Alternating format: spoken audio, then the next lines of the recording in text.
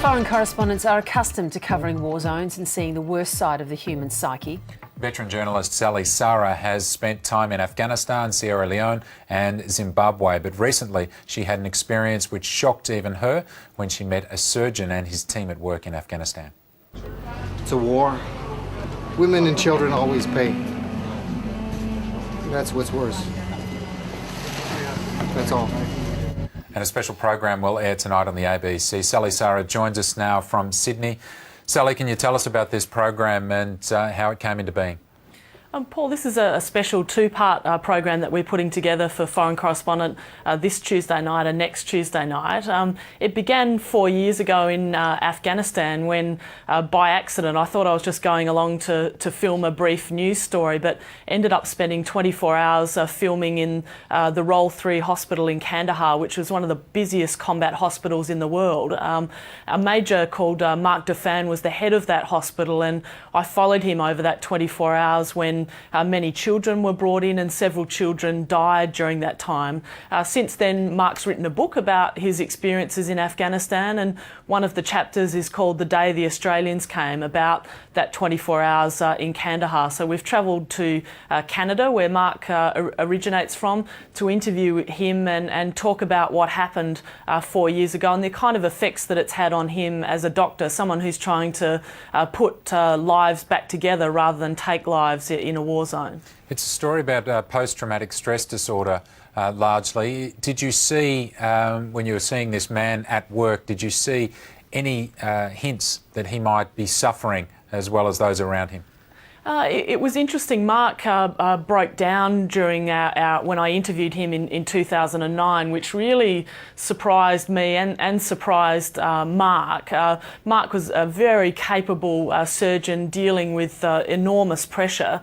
After going to see him in Canada, we really got a sense of the toll that that pressure has had on him, and really not the stereotype that you'd have of post-traumatic stress. His greatest fear in Afghanistan was not the bombs or the bullets or the blood or the bodies. It was making a mistake, and he tried to pull this situation together in very difficult circumstances in Afghanistan, and eventually that's what took its toll on Mark. It was trying to maintain that perfection in an impossible environment. And from his story, can we draw, as an Australian community, draw anything that might be significant in dealing with soldiers, the military force that's been in Afghanistan, that will be returning?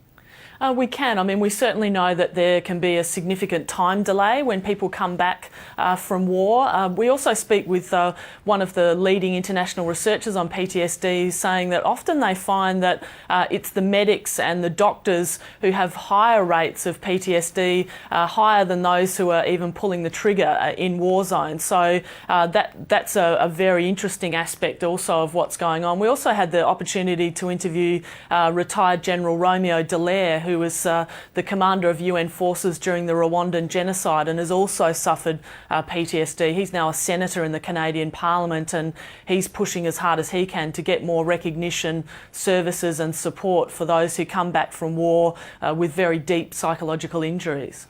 And Sally, I'm just interested too, it's not only doctors and medical staff and military personnel that suffer PTSD, reporters do as well.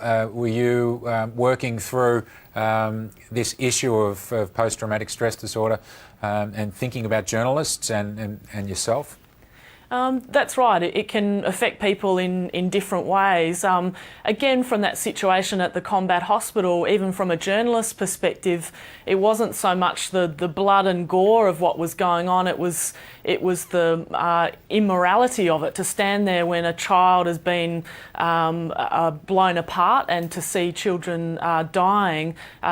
That's what really stays with you, that it's so against your sense of morality, and that's often a thing that people carry with them. And I know that Mark Dafan, he was really affected by the children because it's just so abhorrent when they are the victims of war.